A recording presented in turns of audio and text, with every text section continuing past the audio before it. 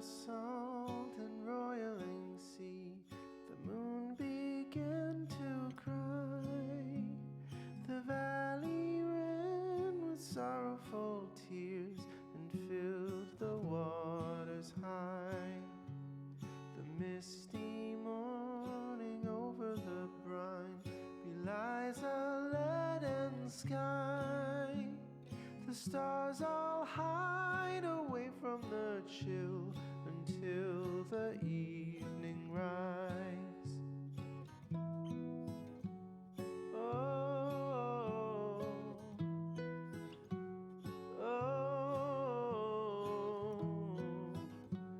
oh,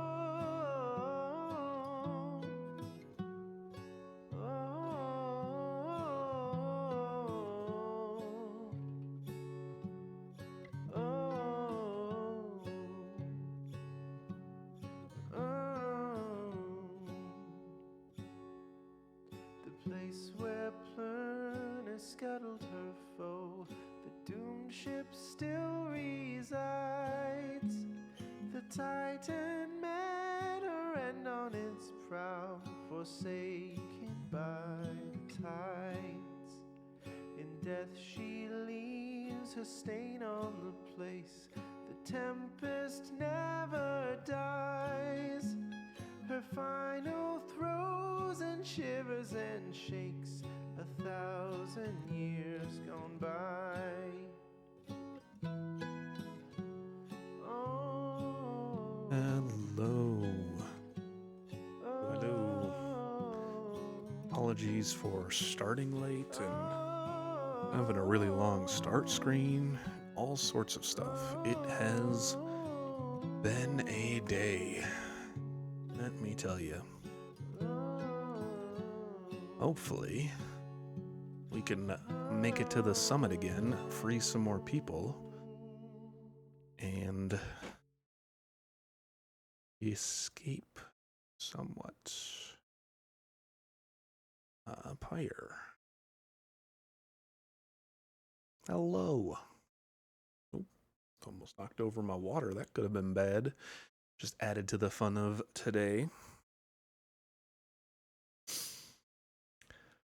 Ugh, and now it's quiet. So quiet.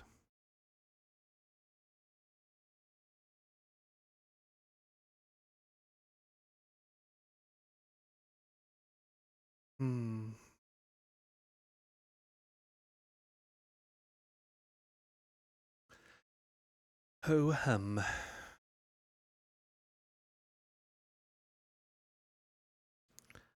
I'm going to be very scatterbrained today.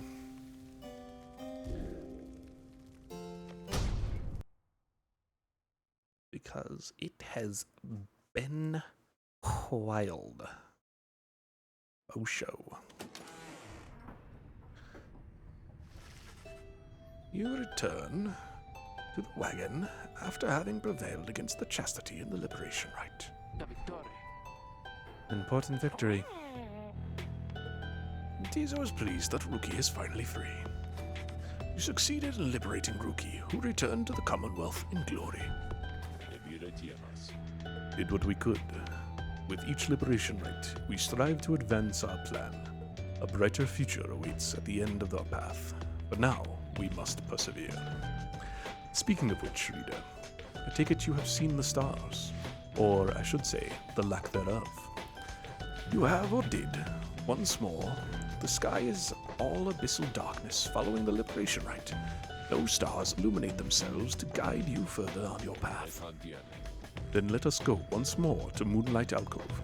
I have an errand I must run. Besides, once we arrive, best we recover now. And make our way southward at first light. I read that horridly. After the liberation rite, you find Sir Gilman in an uncharacteristically quiet and contemplative mood. He salutes you crisply with his tale. Glory to you, Master Reader, and glory to the noble Rookie Greentail. Long may he prosper in the Commonwealth. And, in so doing, may he benefit the plan into which we have all been thrust. He then falls silent for a time. You sense him growing very emotional. In noble rookie, this knight found a kindred spirit, Master Reader. One of questionable honor, the greatest cunning, and such blinding speed as to befit a minstrel's tale. This knight fears our triumvirate lost something irreplaceable in him. Of course, this knight is also pleased that Rookie has achieved his freedom, very much so. And furthermore, this knight shall now continue training even harder than before.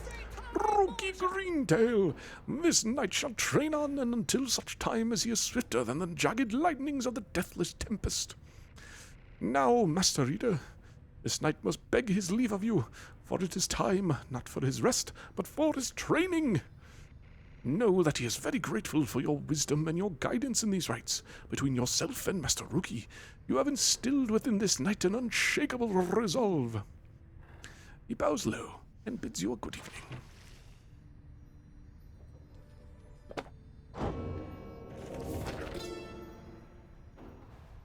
Sangrius, in the words of Under King Ores, the Sea Sojourner. Know you the sacred Mount Aldlodiel, the mightiest peak with whom those lowest lands? Then know that it is no mere mountain, but the fractured bonework of the world titan himself, the arch-beast Sangrius. This one's bog-dwelling companion's millith is too mild in her account of our ascent. It was not a pleasant mountain hike, but a pitched battle spanning 17 full moons.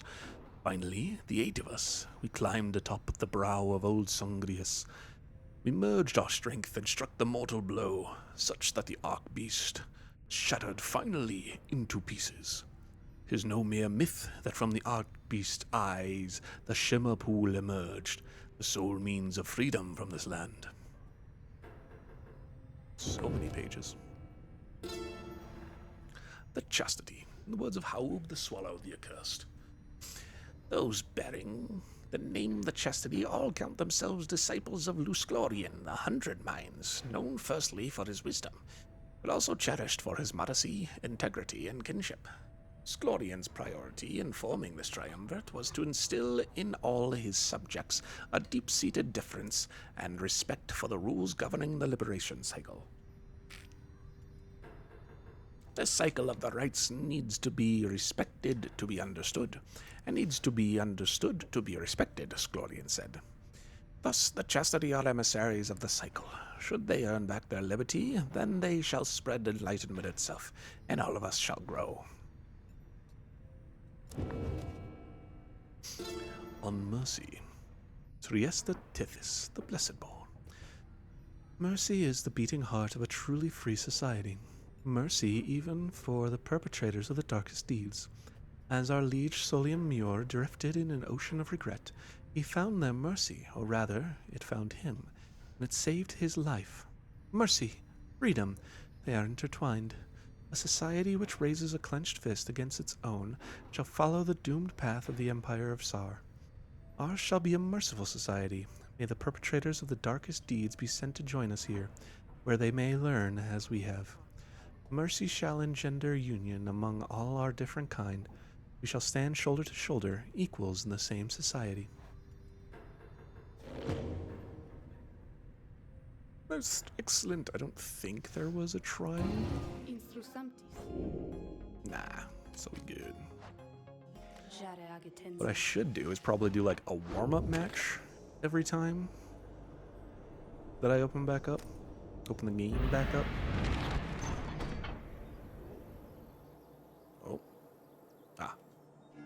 Gotta go to the alcove first.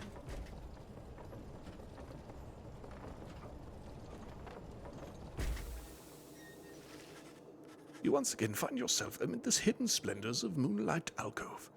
Here you can await the time until the stars deign to shine for you again. No one wants to chat? Okay. We have returned to a place of respite. Please make yourselves comfortable, such as you can. We are at the mercy of the stars, but I expect they shall shine bright again in time. As for me, I shall return by then, for there is something I must do. Ominous. There, from atop the sacred mountain, you gaze down into the abyss that is the downside. You wonder when the stars shall align themselves once more. There upon the sacred mountain, you and your companions once more await the night the stars begin to shine again. The plan of which you are all a part is set in motion. The Commonwealth, a nation that stood almost for 1,000 years, is in turmoil. If your companions return there through the liberation rites, what sort of place shall they be coming back to? Many moons pass. One evening, amid a downpour, with no interest whatsoever in relenting, Volfred requests everyone to convene. You understand, he has an announcement of some sort. Soon, everyone is assembled, and Volfred regards the group. Everyone, there is an aspect of our plan which I have not talked about with you at length. Look around at your companions. What do you see in them? He lets the question hang a moment in the air.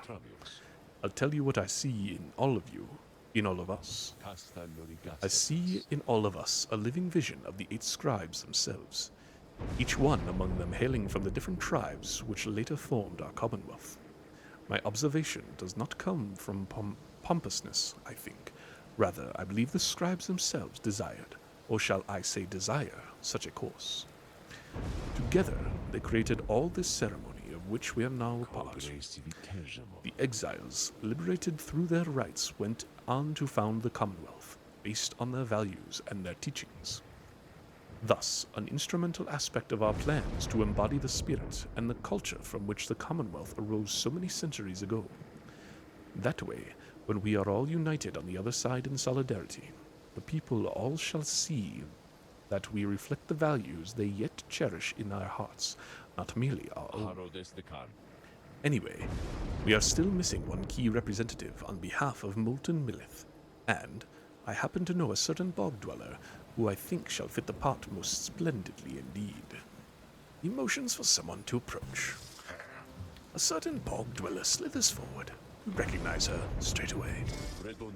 It is my pleasure to introduce to you a dear old friend of mine, whom I believe you've met. Welcome to the Nightwings, Bertrude. The bog dweller called Bertrude utters something guttural by way of greeting. We are to understand that you require further aid from us. Yes, dear Bertrude, the time has come. Bertrude here is far and away the most accomplished alchemist whom I've ever met. You soon will find that she knows much about the rites as well. Bertrude looks you and your fellow exiles each in turn. We frighten ye, apparent. Everyone is silent as Bertrude searches their expressions. Then tremble, small ones, and hold well thy tongues, lest we remove them. She takes her leave without another word. Please excuse Bertrude's blunt manner. I guarantee she shall more than make up for it. Everyone disperses. It seems now that the ranks of the Nightwings are complete. Bertrude joined the group. You sense her powerful presence. Now then, my kin, perhaps you noticed that the stars are bright once more up where they're behind those stubborn rains, meaning it is time that we got back to business. Indeed, once more, several stars shine bright within the cold and storming sky. Who we taking on today?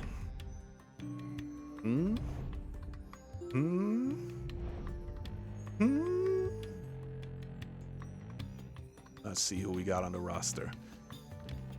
Priesta the Silver Star. The Withdrawn. The Pyre Hearts, we could get Vengeance. The Tempers. Ooh, the Chastity dropped down to 0. Ooh, the Fate. Oh. Feel like we gotta go against the Pyre Hearts. It's gotta be the Pyre Hearts. We gotta get him back.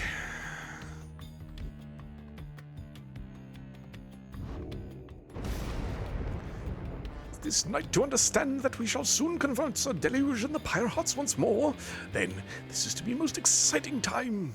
This knight's one-time commanding officer, imagine, if you will, a worm without the slightest trace of bravery. Sir Gilman then recants his tale of Sir Deluge's past, and how it is that they wound up together in the downside.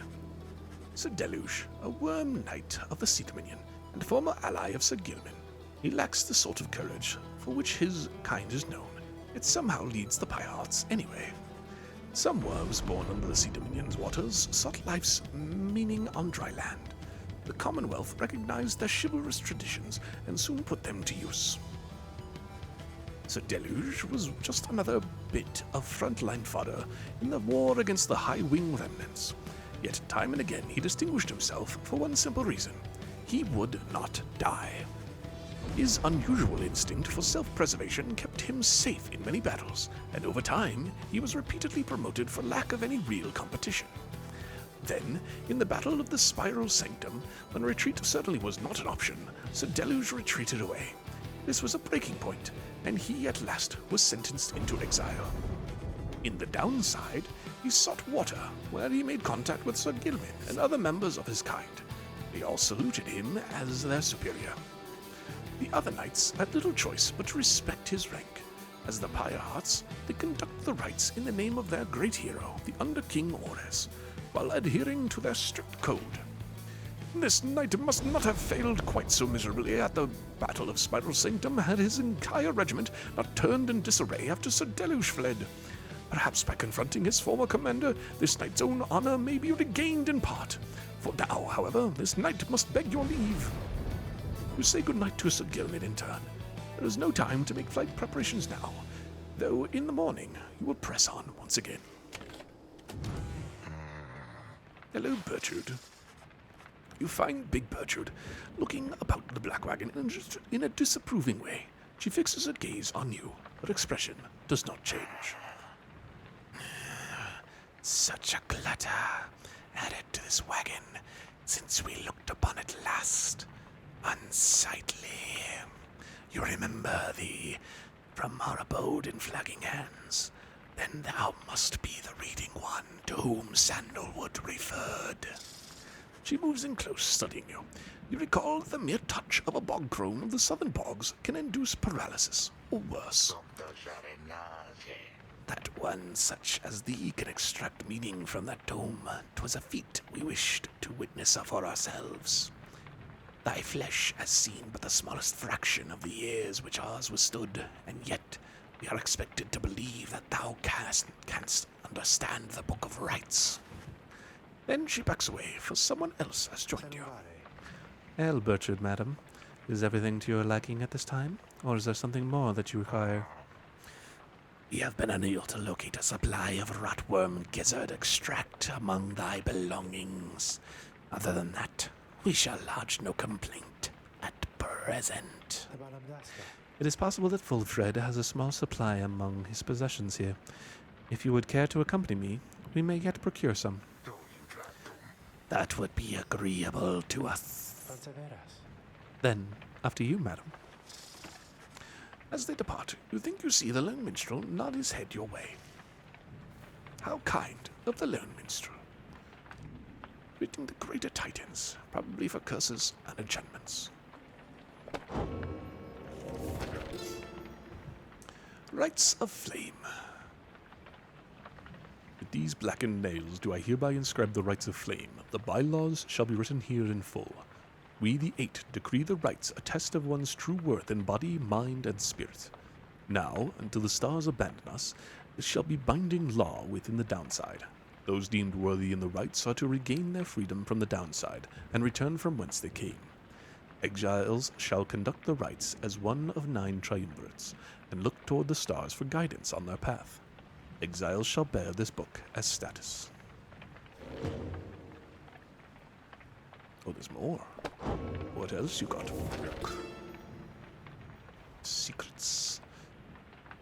Essential structure. The essential structure of a rite shall be as follows. Where chosen by the stars within the dark of night shall 2 triumvirates stand in opposition, far enough afield, beside their consecrated pyre symbolizing their resolve. In each triumvirate, the 3 shall act as one to demonstrate their trust in one another, not just in themselves. Triumvirates shall endeavor to extinguish the pyre of their adversary, whose flames are only to be staunched through a celestial orb descending from the stars. Whomsoever pyre remains burning shall prevail. The triumvirates are to disperse. There's more.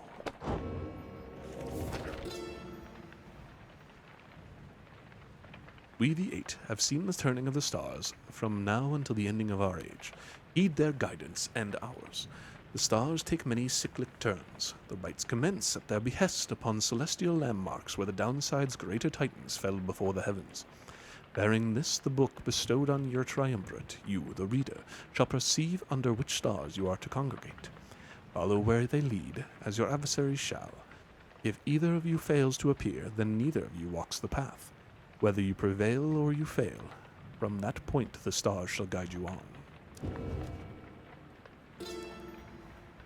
The rite shall not commence unless the necessary preparations are complete at a celestial landmark ere the stars align. Exiles shall conduct the rites bearing this book, of which there are but 40 copies, each bound in astral hide. Exiles shall wear the sacred raiments fashioned in our likeness at the summit of Mount Elodiel. Their identities are to be concealed, for they shall represent us all. Exiles shall set a metal sigil for their pyre, and consecrate the grounds using the words, "The 8 scribes gave their freedom so that we may yet have ours." The heavens shall respond when all is set. During the rite, each triumvirate shall act as one, unerringly and without question. The disobedient shall suffer banishment or permanent expulsion. Exiles shall move as a single mind to demonstrate their faith and recognize that they, as we the 8, cannot prevail alone. Their worth shall be determined both by their actions and their peers. Triumvirates lacking experience in this may designate a reader, whose focus on this book may help the others to coordinate. However, only those who shall conduct the rites firsthand shall walk the path toward enlightenment and become eligible to regain their freedom.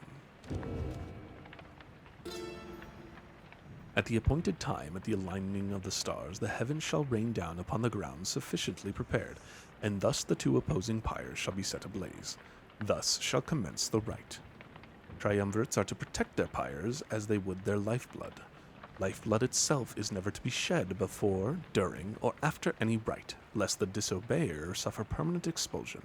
Exile is injury enough. The rite is an act of mercy.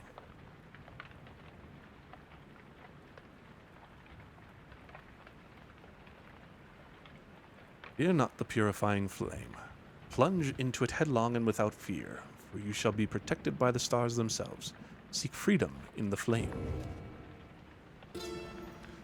Exiles bearing the raiments in this book reveal their hidden inner aura, in the color of their flame. The aura is the exile's solitary weapon in the rites. Should one's adversary cross one's aura, the adversary shall be banished. Banishment is fleeting nonetheless. Seek the pyre's light, and thus make your return. The exile's presence shapes their aura. Exiles gain greater auras while standing side by side with the triumvirates, for we gain strength together. Exiles may cast their auras through sheer force of focus on this book. As the 2 flames are lit, so shall the celestial orb fall from the heavens, but one such orb shall be availed by the stars, requiring triumvirates to vie for it. Its cosmic connection to the flames, the raiments, and this book bestows the necessary qualities for its bearer to prevail. Effortlessly sails the orb between the 3 in the triumvirate. It seeks the grasp of whomever acts among the 3. Once grasped, the orb shall draw within it all the bearer's aura, fueled by the triumvirate's own flame. It is to be cast into the flame. In each rite we gain enlightenment, whether we prevail or we fail. Indeed, through failure do we tend to learn the most valued lessons, provided we survive. None among us have prevailed without end.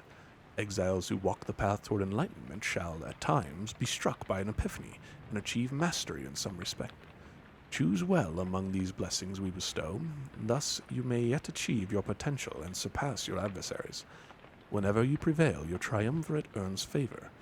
In time, the triumvirate with the most favor shall be summoned to the liberation rite to earn a chance at freedom. Then the cycle shall begin anew. The liberation rite takes place upon the fall of Selene, under a blooded moon witnessed by the heralds of the stars.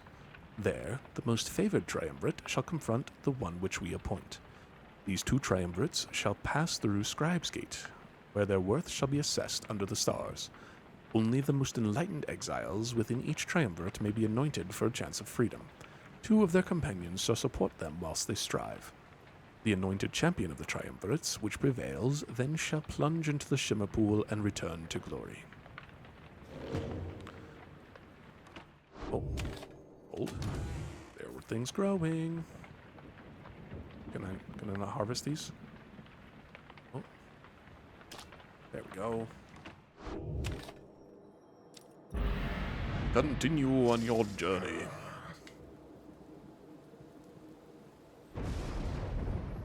You rise early that morning, though Bertrude is already awake. She scowls at you. Good morning, Rita. Bertrude, I trust your stay has been not too uncomfortable. Nay, Sandalwood, the comforts of this place are not for us. Fly us forth from here to lower ground.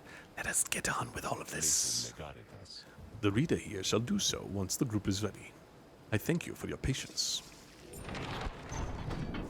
Here we go. Soaring far above Sklorian shore, you notice Permitha gazing down at the frozen cliffs above below. That damn place down there. I like it least of all. I think among everywhere we've been, I'm thankful that there's been no reason to return. It reminds me of my home is all. The Highwing remnants, we all grew accustomed to the thinner air amid the cliffs that breaches the clouds above your commonwealth. But it was not the nicest place. Little wonder that my sisters settled for a rather warmer pace of operations in this land. There, by the nest of Trieste. Anyway, I'm pleased to have spend a little time as possible near here. Let's fly on by and go about our business. We only stopped here because you were chatting. He suspects you may find something of value. Bertrude believes she can find alchemical reagents she requires along this route. I mean, if you weren't up against Tizo, this would be a no-brainer. Not a no-brainer. I would like to help you find them, but this is Tizo we're talking about, so we gotta follow Best Boy. Wilfred is poring over a copy of the Book of Rites as you approach. He looks up at you and smiles. The road to freedom written in a book that hardly anyone believes exists, and fewer still can read and comprehend. Sometimes I marvel how absurd all of this is, my kin. Tell me something, though. I've spent so much time considering this book, but known so few with whom I could discuss it in such detail. You've had some time to turn through it by now, so what do you think? Worth all the fuss? You find it fascinating. You tell Wolfred the book has fascinated you, and that you have never seen anything quite like it. He nods slowly as you describe your experience with it. I share the sentiment. To have it in our possession, a genuine artifact from a forgotten time. How much of it is exactly true, and how much of it is the scribe's retelling of events? I find it endlessly fascinating to consider, I must admit. He puts away his copy of the book with care. It is amazing that these volumes have survived all this time, I think. Whatever they are made of has withstood the ravaging effects of time quite well.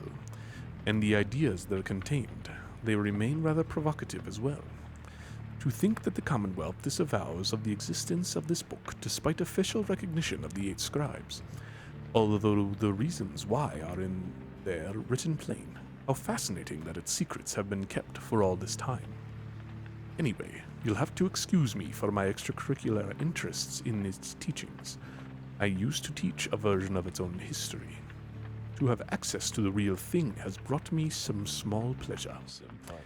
Let us be certain to preserve these volumes for whomever shall be next to use them.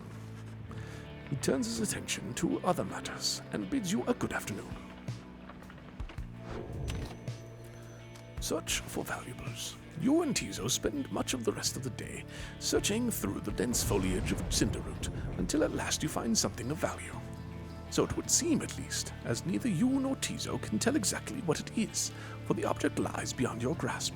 You consider methods to retrieve it. Take time to retrieve the item. In doing so, you will give up time you could spend on vocations such as studying or mentoring. I suspect you that remaining time this day may be better spent pursuing your vocations. I would rather pursue my vocations. Attempting to get a hold of some random trinket seems not worthwhile, and Tizo concurs. The return trip to the wagon proves uneventful. You find yourself with time to pursue your vocations. And you know what vocations we're doing. We're leveling this up. So then eventually we can get glory. Which will be the next thing.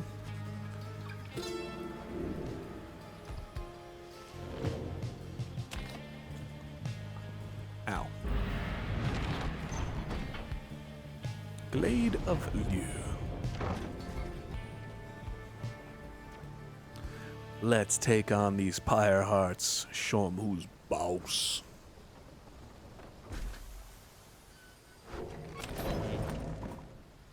Anyone want to chat? Oh, it's Tizo.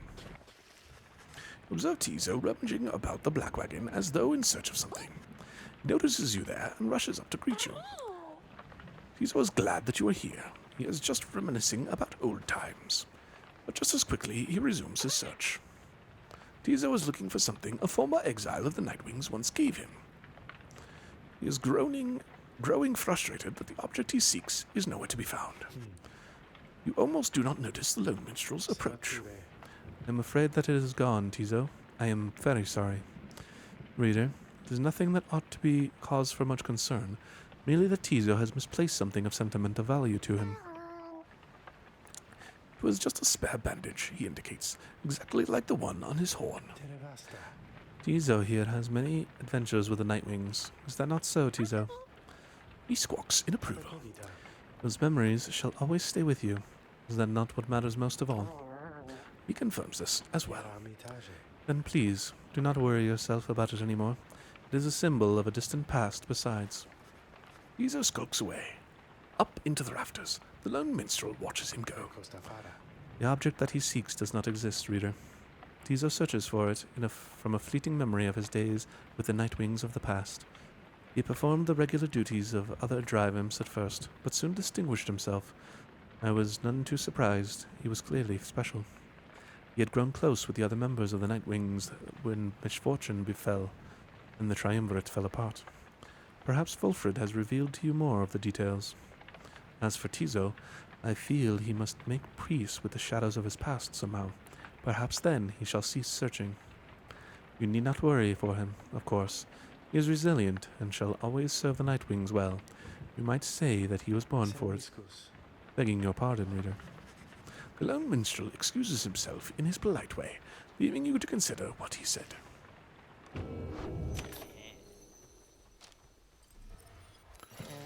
What's up, Ron? Oh, hey guys, let me tell you something real quick. Now, I happen to have heard Mr. Greentail, he's moved on or something like that, right? Well, I just want you to know he was one of my most favorite customers, and because of that, I'm giving you the same great deals, okay? I mean, how great of a deal is that? Human jumps, father. Turn immediately. Shays can bounce. I'll cast father. Quickness. More. Zeus flutter. Cost less stamina. I think I'm okay. See us again, guys. Commence the rite. Though the now familiar surroundings of the Glade of Liu made preparations faster than before, the stars are already aflame by the time you and the others are gathered. At last. Well, Sir Gimmon, I have every faith in your ability in this. This knight is absolutely prepared! There can be no question of this fact. You wish them all good fortune in turn. Little else is said, and together you watch the celestial harmony in calm and silence, and await the Pyre Hearts.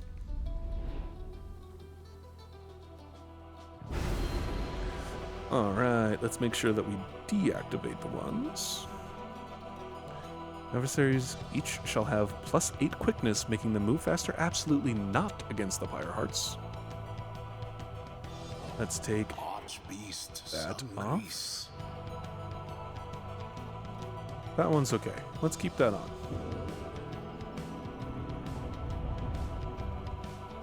but they don't need more quickness. Absolutely not.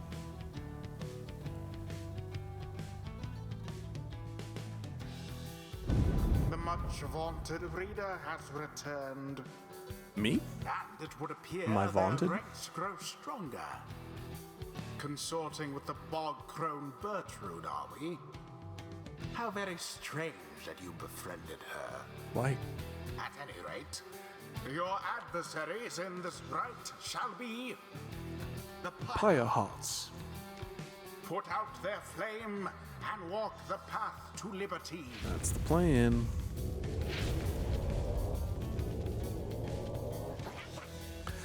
You again? You come to torment us. Please go easy on us like you did last time. The Pyre hearts. Let us show them what the Nightwings can do. Oh. Hold a moment, reader. The crown Bertrude slithers forth, wearing the raiments of the rights. Now that Bertrude is among our ranks, it would be best if you became familiar with her repertoire. You have no obligation to make use of her abilities, of course. Good Bertrude, please show the reader something of your aptitude. We expect thou shalt be soon inclined to bring our sorceries to bear. Long have we studied these rites of thine. Let us show thee what we know of them thus far. The Press X bog-crone to Bertrude pounce. shows herself in full. Though I have to wonder what became of her accomplices. Of one Slither. accomplice in particular. You watch yourself around her, reader. None are sentenced into exile without sufficient cause.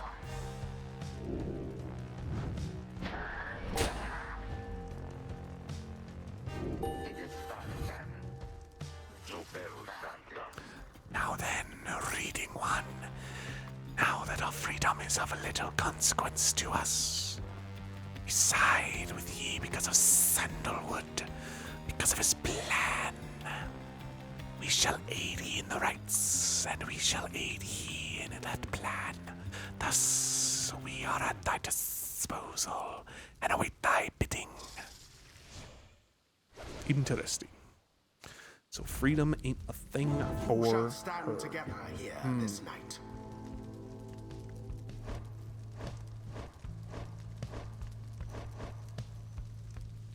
I think we're gonna take Sir Gilman. Sir Gilman. I think we're not going to take a Chidariel for once.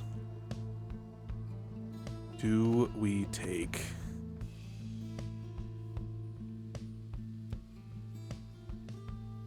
Shay?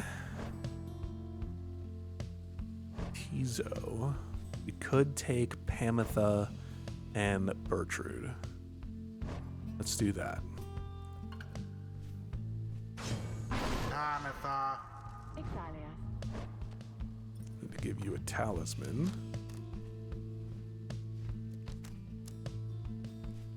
Let's do that.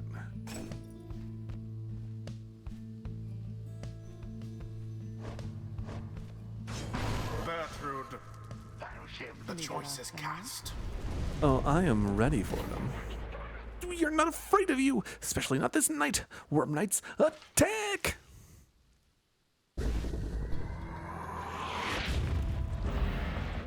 Begin. The knight's first banishment.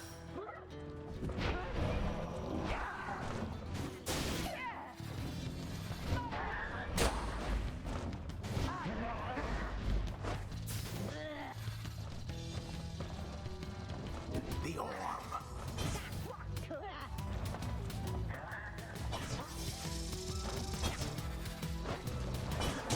Already does your adversary's flame begin to flicker.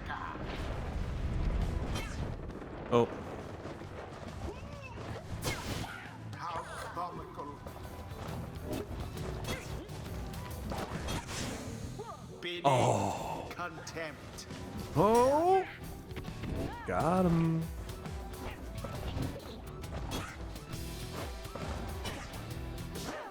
Oh.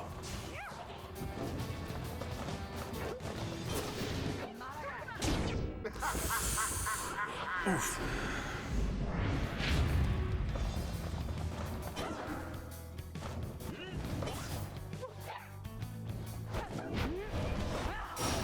A stroke of luck is all. Boom.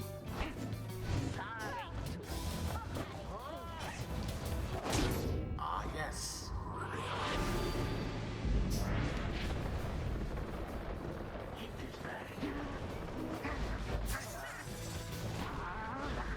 Banished each in turn.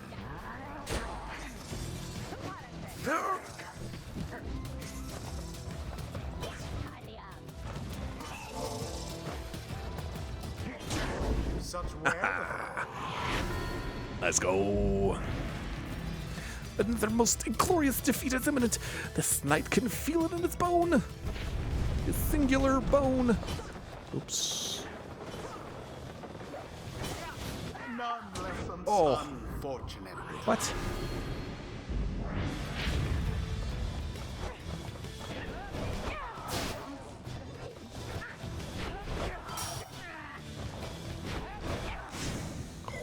Quite the turn of events. Oh, that leap was good. The right is nearly ended.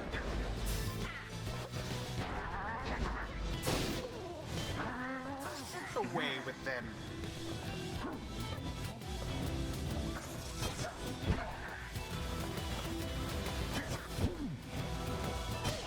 Oh. Positively brutish. One That off. ought to wake you up.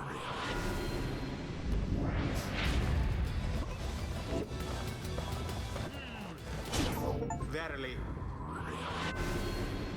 200 damage with Sir Gilman.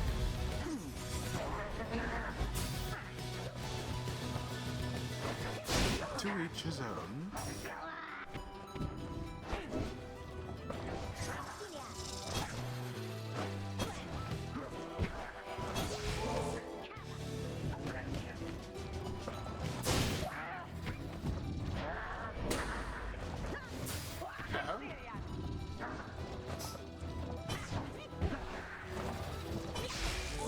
Boo. Quite foul for the Nightwing. Yeah, that's gonna be a dunk for them. Gosh, that's annoying. Weakens. I jumped over the pyre.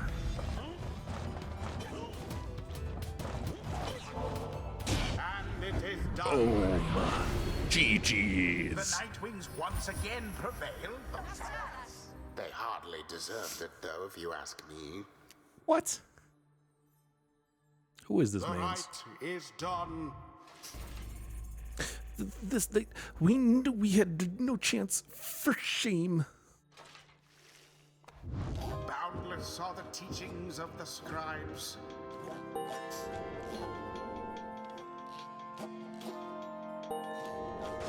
Boom. If only wings could speed us on toward greater Well, in all, having an understanding. unlearn everything I've learned is going somewhat faster than expected. I think I was going this route.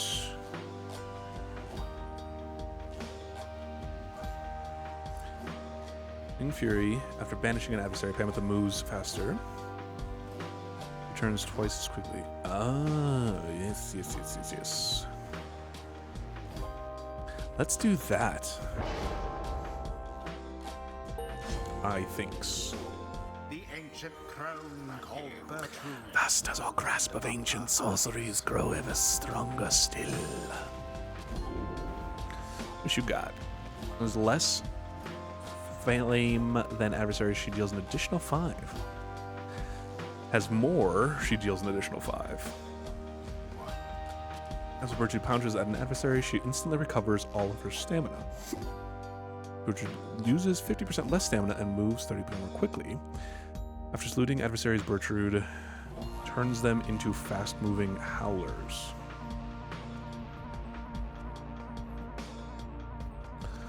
Bertrude can use her aura ability. This is greatly reduced. Marks at a wide angle, banishing adversaries in a larger area. Oh, let's do this. The secrets going of that the route. wild witch revealed. Until the next right. We go on that route for show.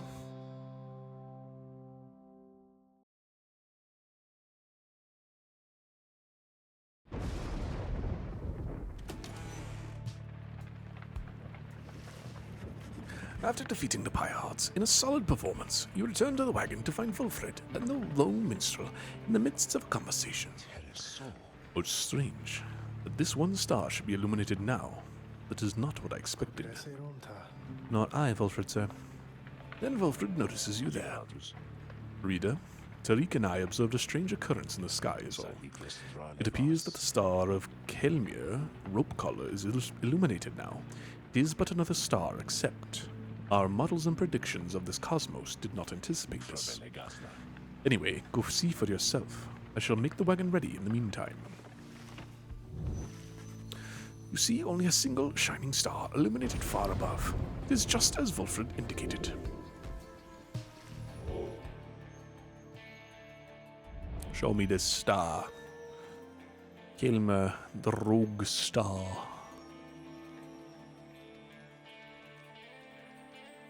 Udmilda is already on her way.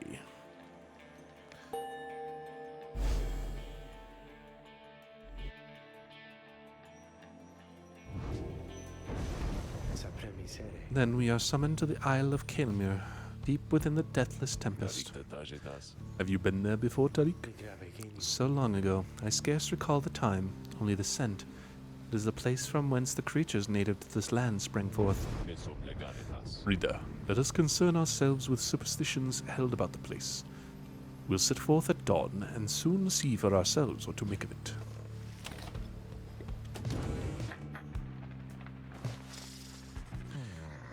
You are unaccustomed to seeing Butchert smiling, and yet there she is, doing just that.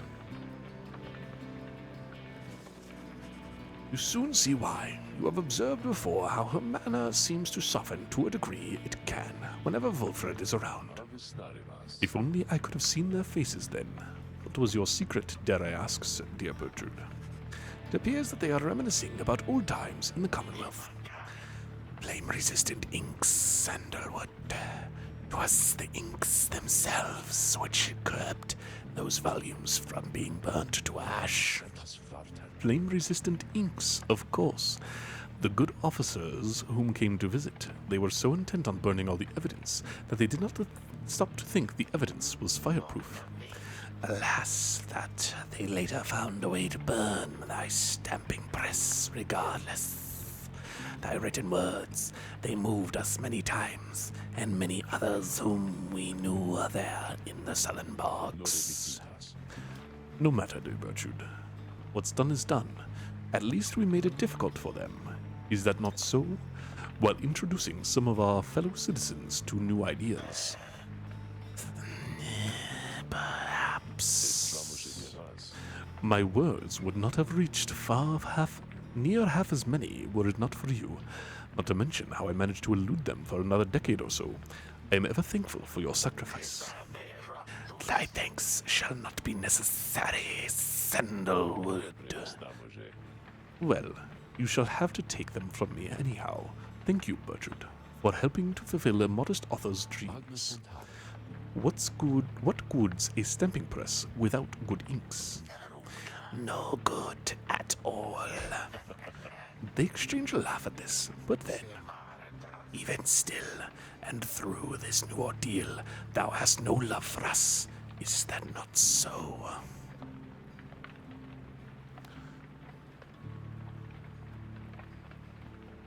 Bertrude.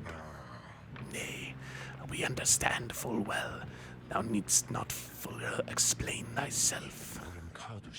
There are different kinds of love, Bertrude. On that account, thou hast nothing to teach us, Sandalwood. They each remain silent for a time. Our hearts, they cannot be controlled, Bertrude. Blasted things they are. They act well on their own. He puts away his pipe. I am blessed to have you in my life, back in the Commonwealth, and here as well. I mean that, although I know that it is not enough. At first, Bertrude does not seem to acknowledge this in any way, but then... Nay, Sandalwood, it is enough. And I missed the last part of that sentence. She departs without awaiting a response, brushing past you as she goes. Fulfred soon tunes away, as well politely bidding you a good evening. The two old friends have evidently managed their way past certain tensions in their long-standing relationship. They rather seem to draw a certain strength from one another.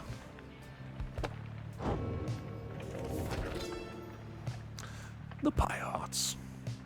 The Pyre Arts all follow in the path forged by the Under King Ores, whose many mighty deeds exceed the smaller stature that somehow contain them.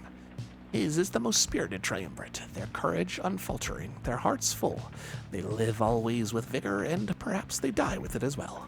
They are the Under King's own kind, as at home above the sea as in it, never ceasing, ever longing, as they do for something more. The Under King chose wisely for those qualities, and teaches that a life devoid of passion is a life devoid of life itself. That burning passion is the fuel that drives the Pyre Hearts, and in turn, us all. Excellent. I think that is a good time for a break. We're a little bit late, but today's stream is all wonky anyway. We're about an hour into stream anyway. So get up, stretch, use the bathroom, do whatever it is you got to do. And we will be back momentarily. See you soon.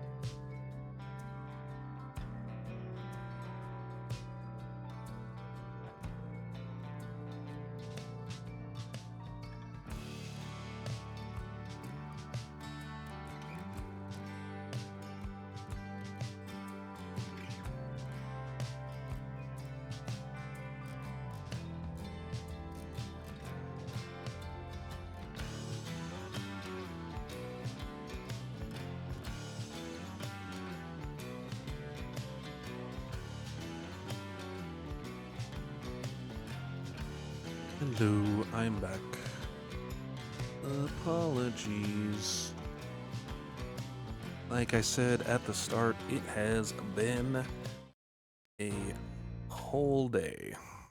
Let me tell you. Let me tell you what.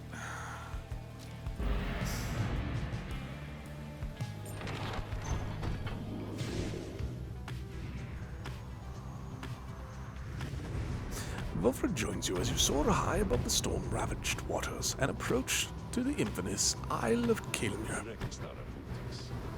Among its cursed qualities, it seems this wretched storm means I cannot rightly smoke. One of the downsides of all misfortunes, I suppose. The wagon's drive imps seem not to mind, at least. In fact, they seem more animated now, even than usual, sir. Perhaps they feel some kind of connection to this place. Tariq, do you suppose the withdrawn were able to make it here intact? They ought to have seen it in the stars. We soon shall know for certain. That we shall. Take us in, please, Rita. I was working on it, and then you interrupted me. Trey observes that this current of the Isle of Kalimir is teeming with fish. Good for Tizo. It's a convenient landing here where you should be able to pursue your vocations. I do like pursuing my vocations.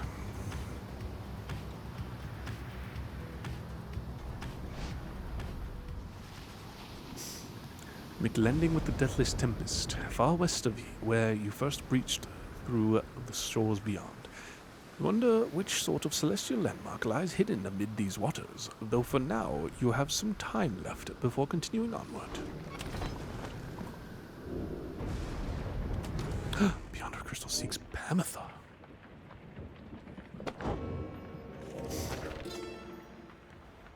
Molten Millith, our wild witch.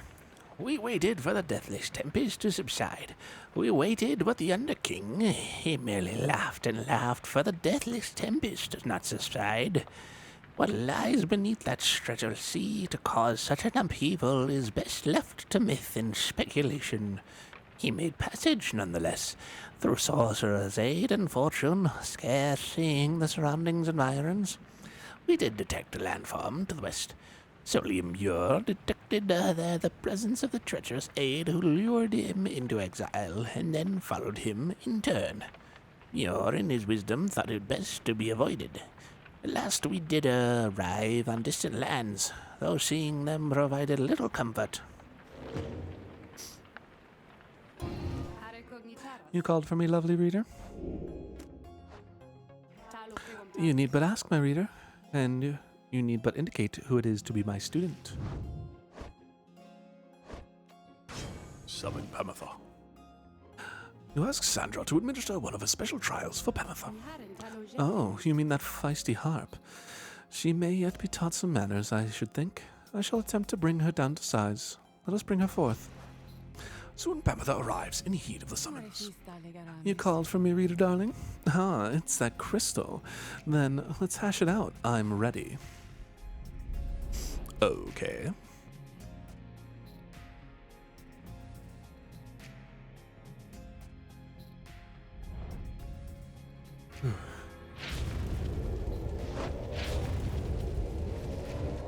The apparition Sandra appears and unfastens her mask. Listen well, Harp. You answer to me here. Ooh, a bossy one. Sure then, go on and tell me more. Such a delightful student for a change. Come then, let us see what you can do. Left to your own devices, save for the reader's vigilance, of course.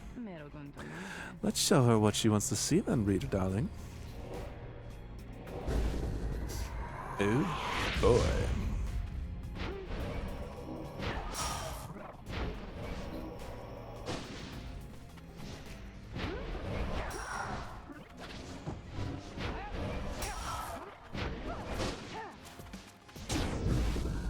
Easy.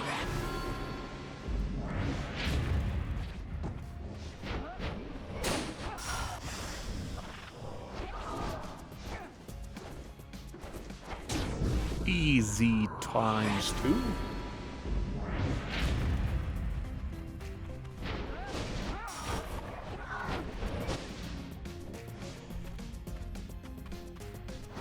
Oh, I jumped right into it.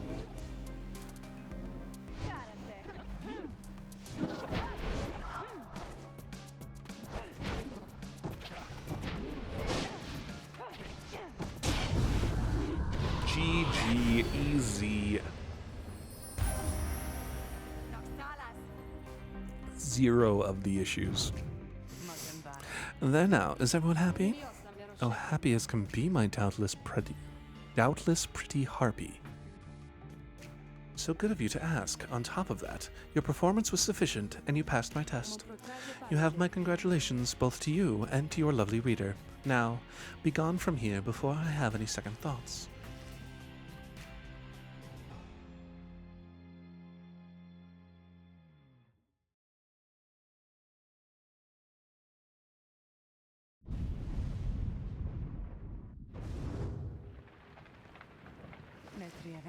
My, that Sandra sure can use a massage or something. So angry, isn't she? Say, what's that you have there, darling? Triesta's plume. While flying after dousing the adversary's pyre, Ametha may instantly return and deals 3. Okay.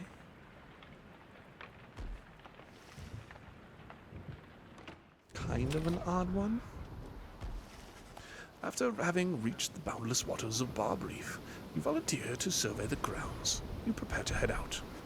However, your companions beat you to it in this case. As it does it, reader darling. Jadari and I were thinking we could take this one. They depart, leaving you to rest up. When they later return with nothing much to report, you are feeling better and are in the midst of deciding which of your vocations to pursue. Got to do the only one left, some glory. Have you come to understand of the book? What have you come to understand of the book? Can you recite its passages by heart? Have you internalized its teachings? In its lack of limits, you experience yours. Righteousness.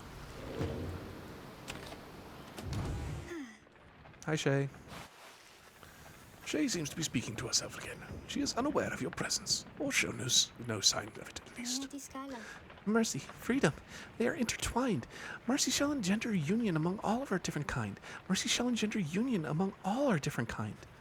She is reciting passages from the Book of Rites, though to your knowledge she cannot read. Freedom to the worthy. The downside cannot let us all go free, thus freedom to the worthy. Is that not so, O Saint Triesta? Is that not the conclusion which you formed from with your 7 most trusted friends?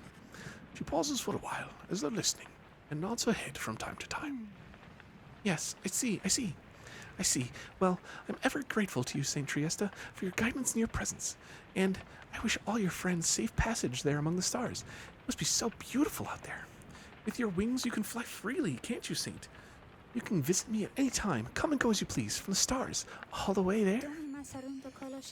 You do not need a pair of wings in order to be free. I know. And yet, sometimes, I wish I was like you, or Miss Pamitha.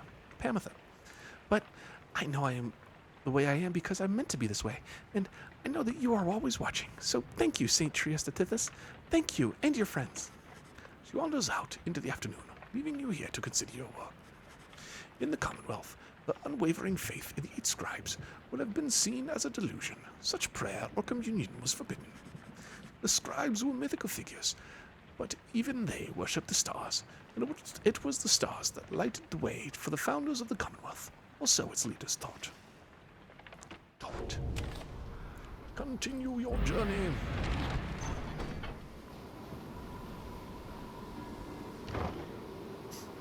The Isle of Khmer. Boat. Rowing the boat. A messenger imp with news and rumors from the other side comes hovering toward your wagon, here in the murky waters of Deathless Tempest. You let it in and offer it some light refreshment, as Ruki would have done. Imp's message turns out to be about him. You learn Ruki's past transgressions have all been forgiven since his return to the Commonwealth. He was even offered a well-appointed home and place of business. It must have represented just the kind of lavish lifestyle that Ruki had always claimed to have had for himself and his extended family. Eventually, and somewhat reluctantly, however, he refused the gifts. Instead, he tracked down Volfred's agents and gave them ample information, thus emboldening their ranks. The last bit of the message sounds as though it was transcribed word for word from something Rookie said. It simply reads, "The rest of you better get here soon, or else." We thank the messenger imp for the report. Soon, there's all your companions talking. Don't you think he must be sad to have turned down a house? I hope he isn't sad. Hard to believe he would have turned down living to that kind of luxury, though maybe he got used to it out here. Lisa was happy to learn that Rookie joined the common revolution in the Commonwealth. Ah, the noble Rookie! He set a shining example unto us all. Seems that Greentail had himself a conscience after all. You understand this Rookie holds no small degree of influence, at least among his kind. News of Rookie's liberation fills you and your fellow exiles with newfound resolve. The messenger imp accepts some scraps to eat from you and rushes off. Just one hope.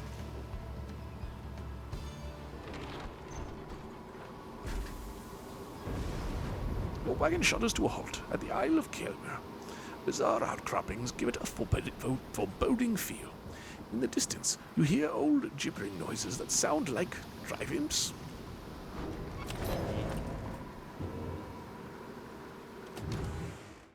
No one wishes to speak, eh? Newsglorian. The traitor Kelmir Rubcola. Whereas he brought about our empire's fall, whereas he nearly claimed the life of our dear Celium, we forgive him. We have forgiven him. We gave a certain thanks to him, for he has played a vital part in the Star's plan. If not for him, then we, the Eight, would have never aligned. He never found the Rubcola. He fled into the sea toward an isle, which we knew well to avoid. 'Twas where we think that Kelmir's tattered mantle finally did him in, among the wild imps. Should the stars ever converge above that isle, it shall be to signify that their long dance across the skies is drawing to a close.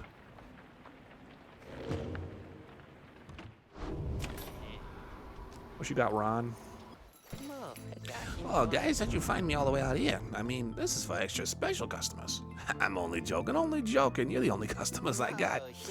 Got you again. Only joking about that too, huh?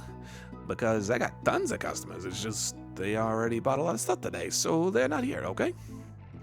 Anyways, I just got in a little something which you'll be into.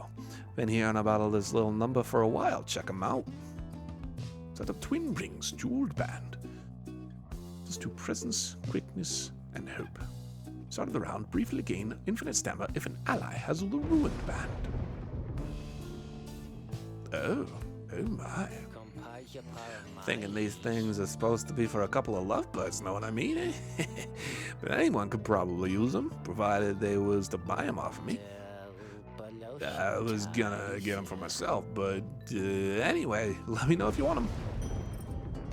You know, I just might, but not presently.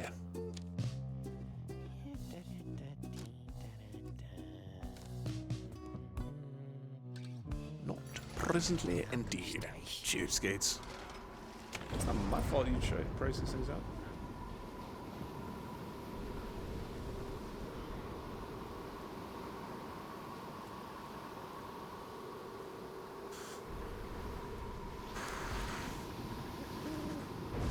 You dismal tower than usual as you make preparations for the coming rite. A hush has fallen over your fellow exiles, and a sense of dread hangs in the air. At least one of your companions is unfazed. We sense the influence of one of our own. She is nearby, her mind corrupted, calls out, screaming. Canst thou hear it, perhaps? She speaks of witch Milda, the adversary whom you expect to face this night. The witch, she doth revere an ancient god, undying and unyielding, on this land and on her consciousness. We may attempt an exorcism here, for the conditions are unique, and she may not be expecting us to be abetting.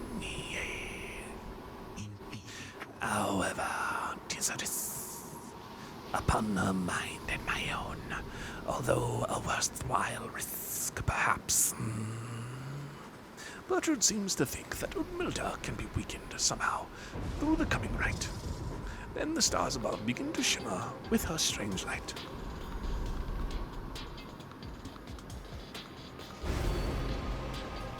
Who you got?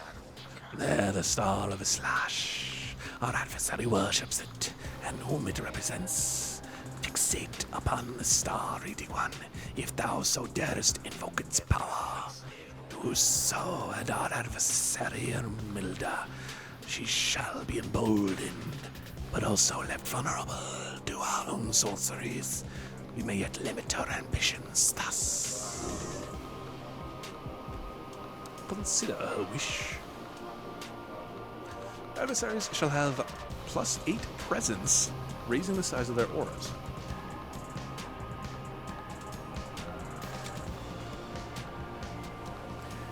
Lord Gandroth. She wants me to. I don't necessarily agree with it, but let's try it out. Let's see what we got, huh?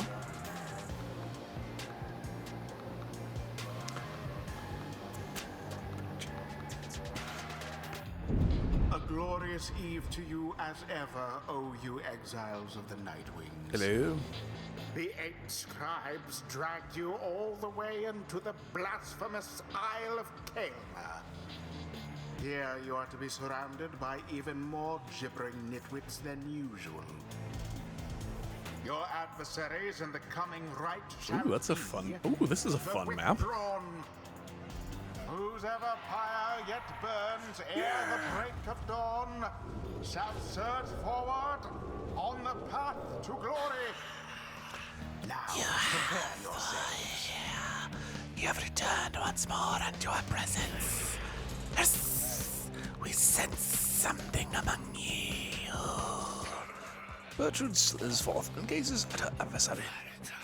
Foul maggot, we should have known. But Bertrude does not respond.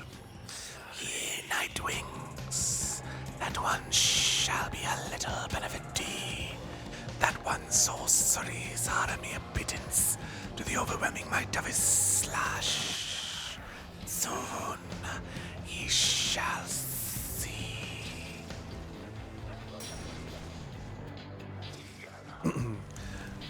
Reading one, thou didst not invoke the star of a slash. How circumspect of thee. Thus shall our sorceries be limited in strength. Let us prevail. What? Who shall conduct this I thought it was just a different name. I didn't read very well, I guess, which makes me very sad. Who is going to go? Let's bring Shay. Shay? She could use some bones, eh?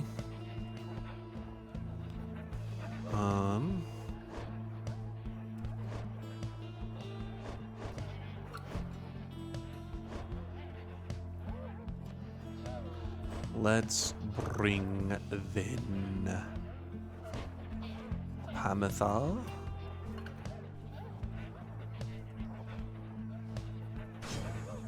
Pamitha.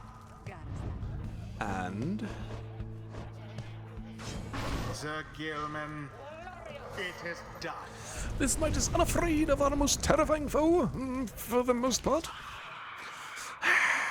Now then, Nightwings, ye wish to mock his slash. Ye in our infinite foolishness shall be among the first to suffer. I was trying to do the slash one, I'm very sorry. As the rite commences, the imps throughout the cavernous area roar with excitement. Our struggles and our plan mere entertainment to these loathsome creatures. Begging your pardon, sir, the imps of the Isle are quite passionate about the rites. Just now, they offered a bounty in soul if our triumvirate proves worthy. They would pay us. In exchange for what, exactly? And where did they get the soul, for that matter? My understanding is that they wish to see us perform various feats of glory. As for the source of their wealth, who can say how much soul lies lost within the sea? Reader, It may seem beneath you, but the opportunity is real if the soul would be benefit. Indeed, then Rita, my kin, it is yours to decide if entertaining these sad creatures is a justifiable distraction during these affairs. We trust your judgment. Now, let us not distract you further here.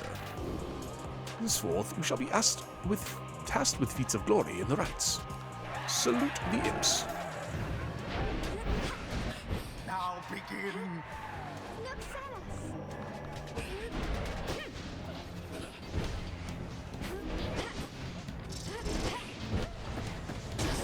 Already does your What? pyre flame begin to flicker.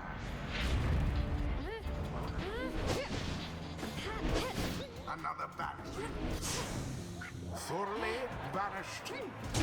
Empire weakens. Okay.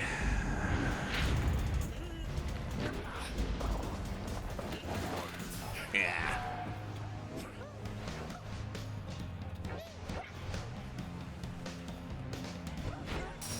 Begone!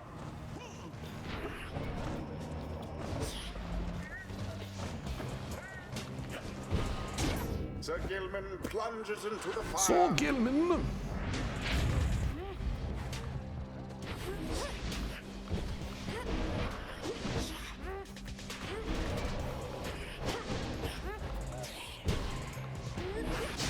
There goes the witch Udmilda.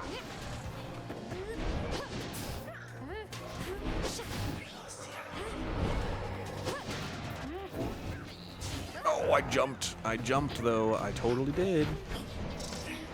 Ah. Shouldn't have casted. Shouldn't have aura casted. That was on me.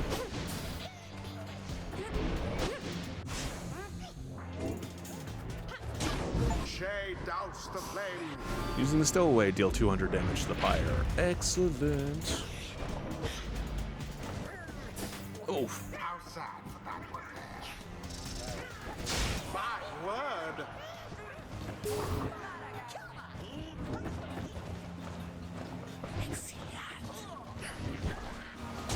Headlong goes Sir Gilman into flame. Good job, Sir Gilman. The imps grow more and more agitated with each passing moment. Some start spilling onto the sacred grounds. Foolish imps untamed. Stay back. He spawned from a slash. He learned his patience. What are those blasted creatures doing? This is a sacred tradition, not some boorish spectacle.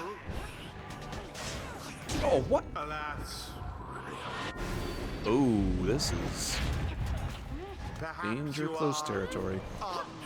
unworthy. Brilliantly done. Thank you, thank you. All right, Sir Gilman. Now end the ceremony. I almost What? pity what transpired there. Divine intervention. I disagree entirely there. Good.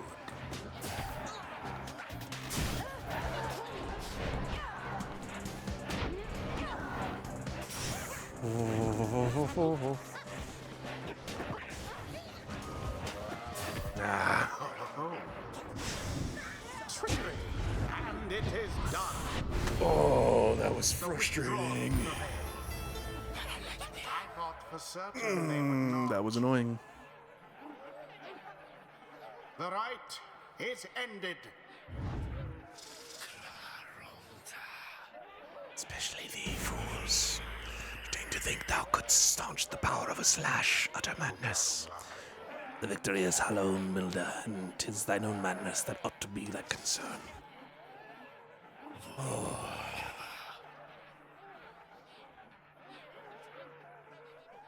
So frustrating.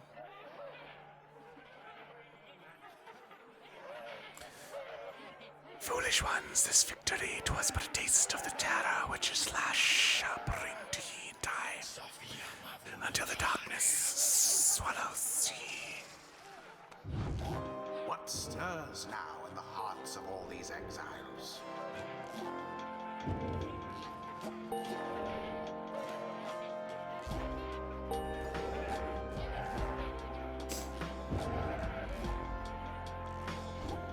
till the stars align.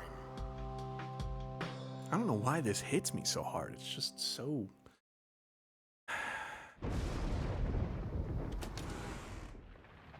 I need to not take like an entirely green team like that, I suppose.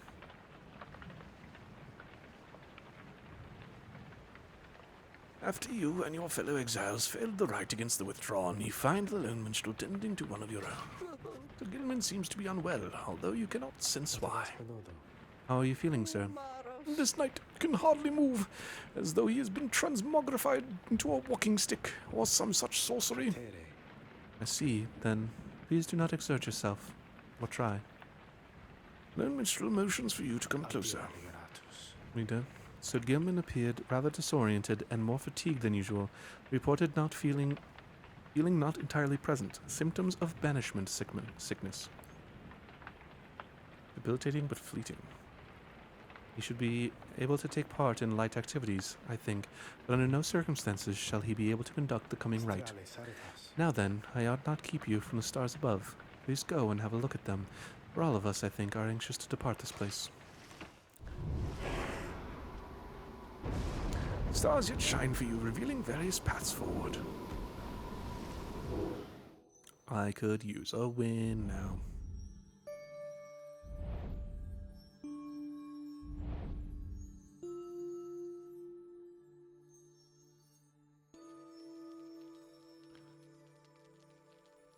Record against them is 1-0. 2-0. I don't want to face them right now. Could face the Tempers.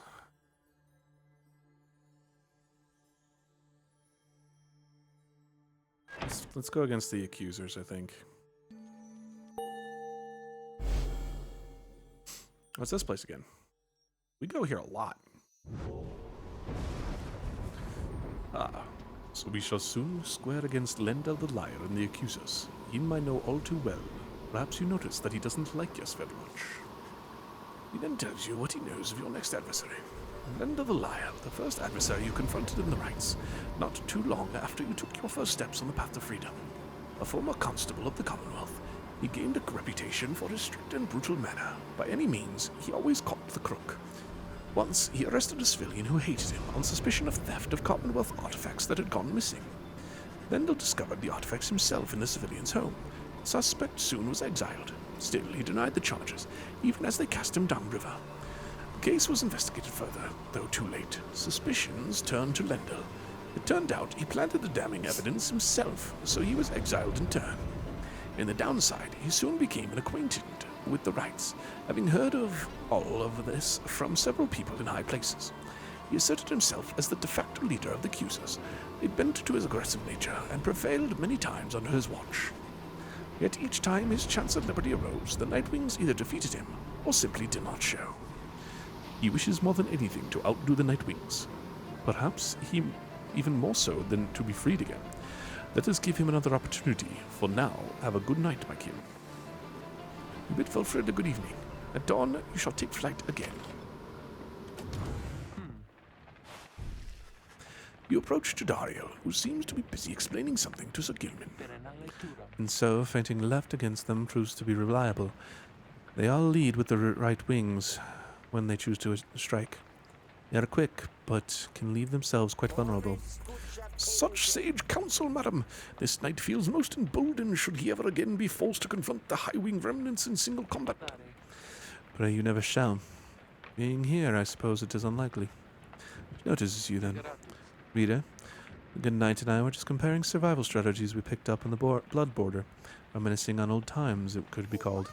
Indeed, the good Jadariel has volunteered to become this knight's master-at-arms, should we ever achieve our liberty together, and this knight humbly accepted. What? I said no such thing. I owe you nothing, worm. Ah, but the finest lessons are the harshest made, madam.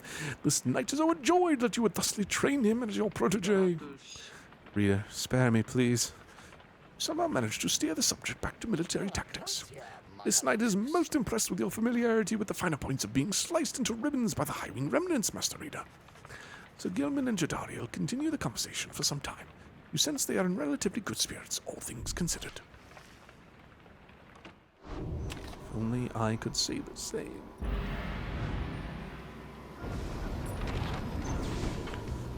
Let's end on a win. Oh, is it here? A scribe shall bless you here. Which indicates that there may be rare fish. Insist the waters along this path contain riches for those who can find them. Let's fish.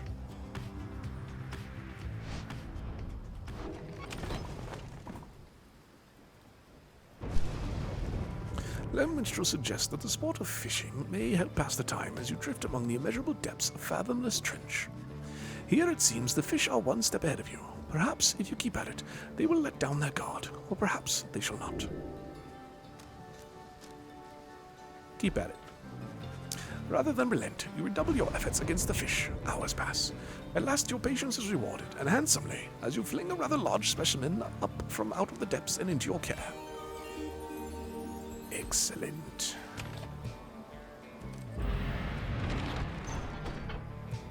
Hulkivores. Oh.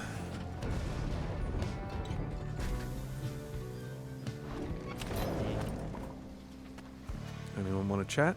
No? Good. Hey guys, you know what I was thinking? Maybe you should have a sale or something here sometime. But then again, my prices are as low as they can go, so I don't think I can. I just can't do it, guys. What if I continue to just, like, not buy anything? Would you actually do a sale then?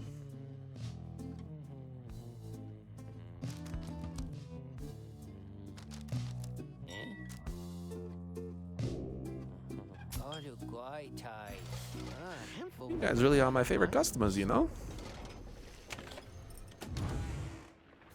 Downside dining. Well, many mean the Alpha Chief. How to sustain oneself with food and drink is such a place as this. The less said of it, the better. Do not complain, observe, and above all, keep moving. Sources of sustenance avail themselves to those who, with keener sense, in warmer climates search the ground at break of day for subterraneans. In colder places, dig for them, give them purpose. Drinking pools are rare, but moisture in abundance outside of sandfolds. Sim is poisonous. Take only what you need. The downside limits any opportunity for excess, but it provides enough amenities to meet the needs of life. One who withstands it cannot help but feel a sense of gratitude.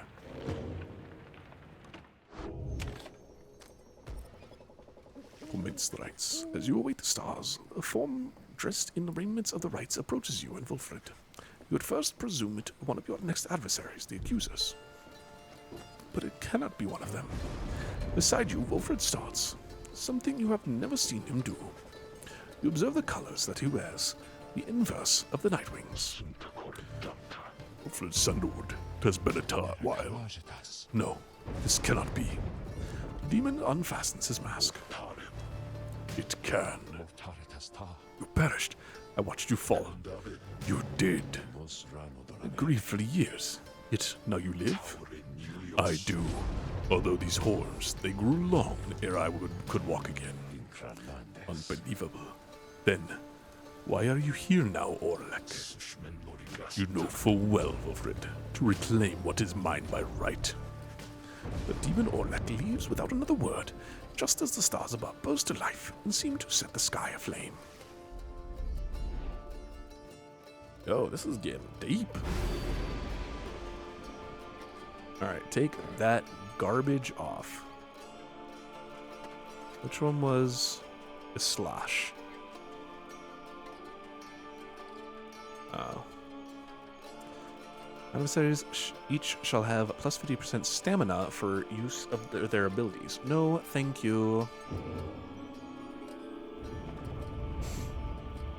I don't need any extra garbage against me.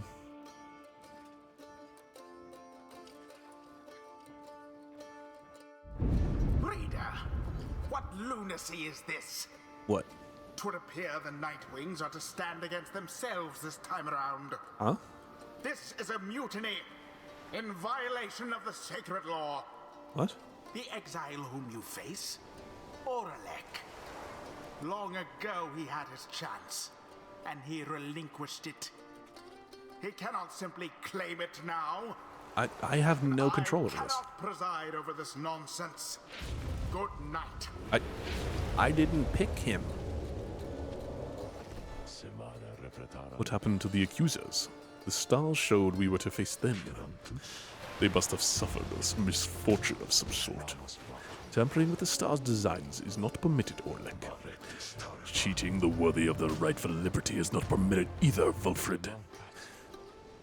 You must know I took no part in that betrayal. Search your heart. Orlek says nothing for a time, then. Where are your raiments, Vulfrid? They have refused to wear them since, in show of solidarity to you. And to elude the voice, I would suppose? Yes, that too. I see. You were never very good at this anyway. We shall see if that new lot of yours is any better. Cannot be serious. What sense is there in us standing against each other? But Orlek puts on his mask and stands ready. I shall crush this lot of yours, Vulfrid. You shall see that I am not so easily discarded, and you shall not deny my liberty again. Okay. Reader, the adversary whom you face, Orlek, he is not one to back down. He is very experienced in the rites, even at the time, and so, beware. There was no one in his day who could prevail against him, and he appears even stronger now. I wish I had more valuable advice to give in this. Wish I had foreseen this. Cool. Good.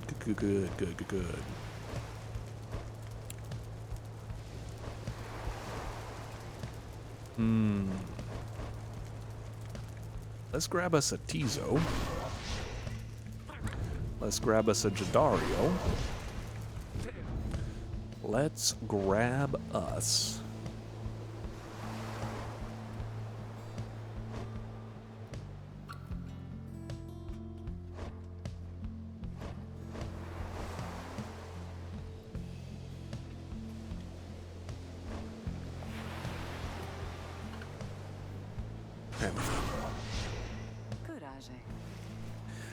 Normally not keen on getting into other people's feuds, but if you insist.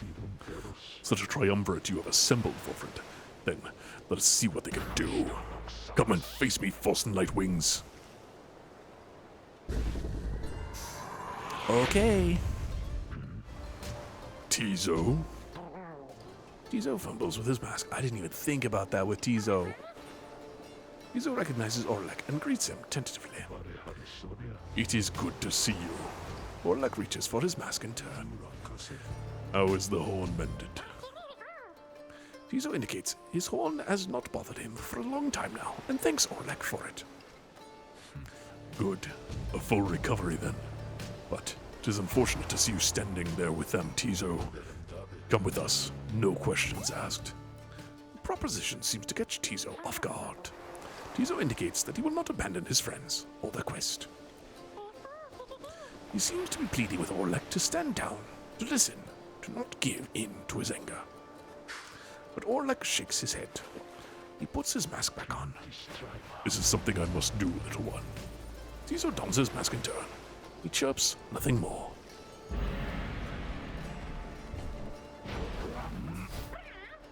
Well.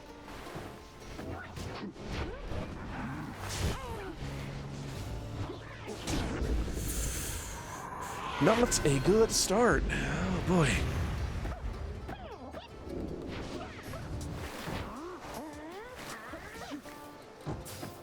Okay.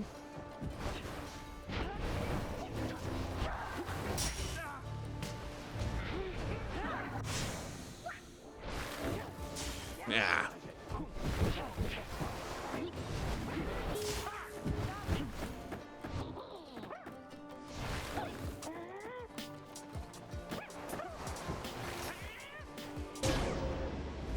There we go, Tizo.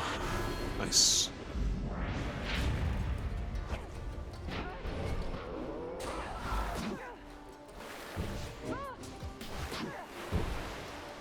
Okay.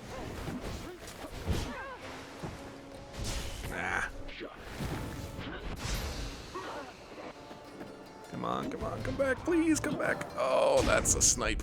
I don't like it. I don't like it, Spurt. I don't like it one bit.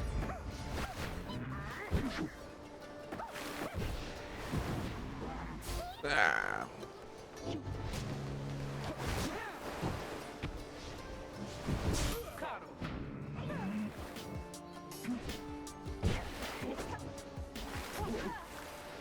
That's okay, that's okay, that's okay. Oh, that's not okay. Ah, that's even worse. Do I have the ball? No. Ball's over there.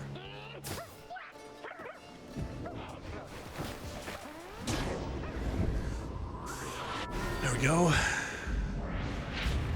Oh, it specifically have Tizo banish.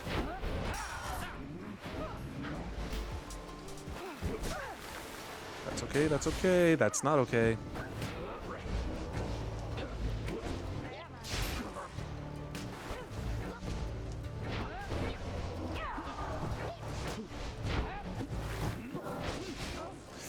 Jeez. That's ridiculous. They are way too coordinated here. So long as our Pyre burns, this is not over. But come now, let us put an end to it. In my defense, I was... Get out of here.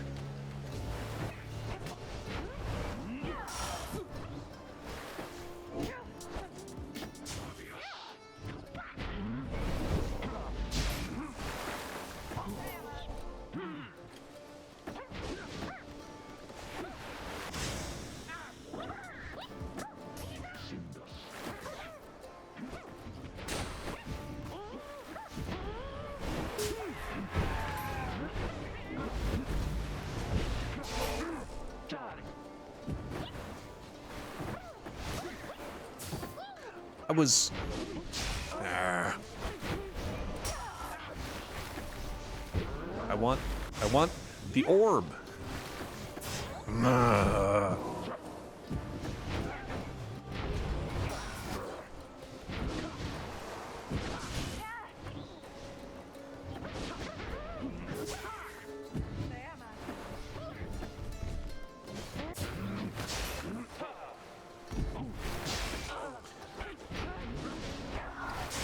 What?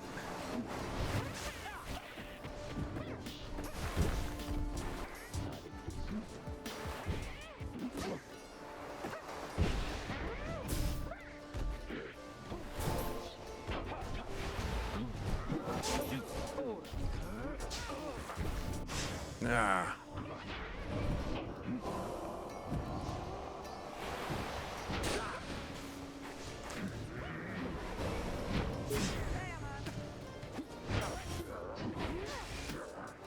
Get out of here. Ah, I didn't have energy. Oh my gosh, this is not what I signed up for with this.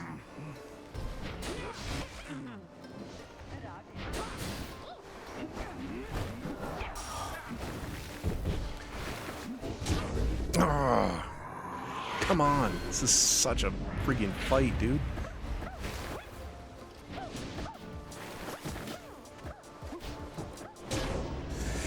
There we go, Tizo. There we go, Tizo.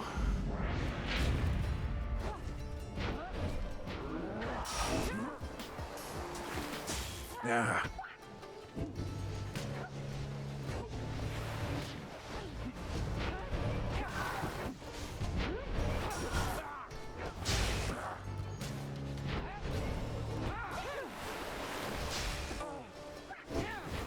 Ah, wrong button.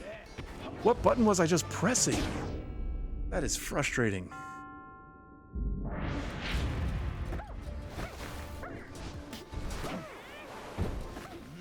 Where am I going?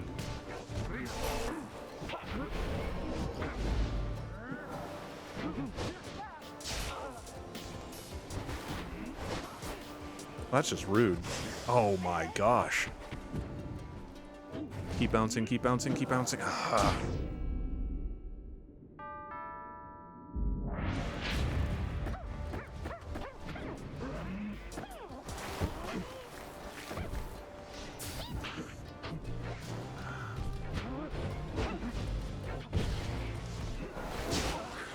What is, I don't understand. So many.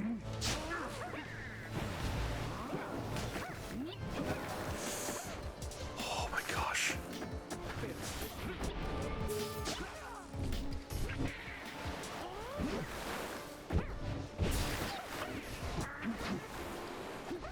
Can I? Please? I'm just getting tossed around.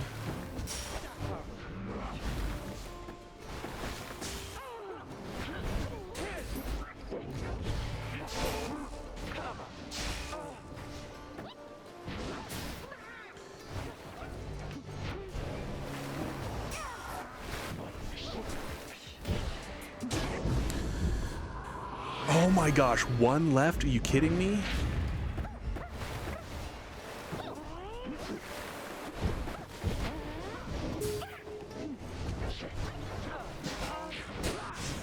Oh, that's nonsense. And that's enough. That's not enough? Oh my gosh. I was holding up. Where are you going, Tizo?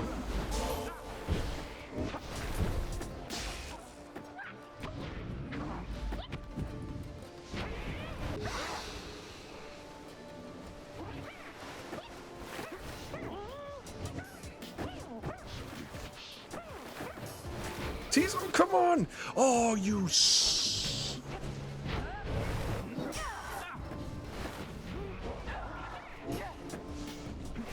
Ah, come on.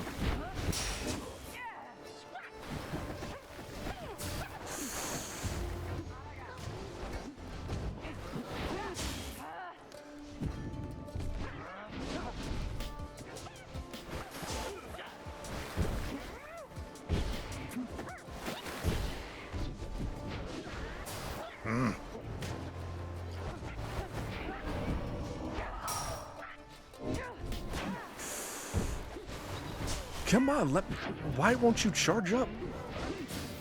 I'm holding the charge button, game, please. That's annoying.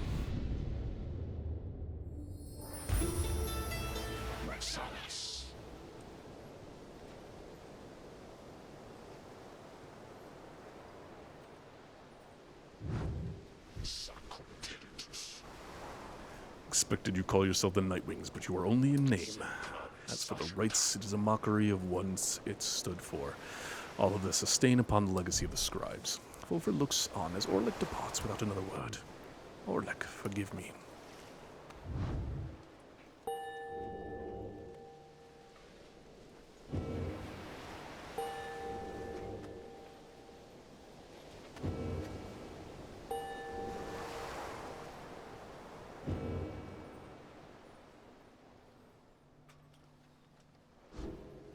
I think this is a good time for me to call it. I am going to call it here. Because this is not going well. Thursday, there should be a usual stream. Streams are going to get real wonky coming up here with the holidays and such. But usual stream schedule is Sunday, Tuesday, Thursday, 2 p.m. Pacific, 5 p.m. Eastern start time, as per usual. Thank you to any and everyone who stopped by the stream today, whether you were here for just a little bit or hanging out with us the whole time, whether you were lurking or stopped by to chat. I very much appreciate anyone spending any amount of time of their day here with me. I don't think there is anything else. So without further ado, see you next time. Have a good one.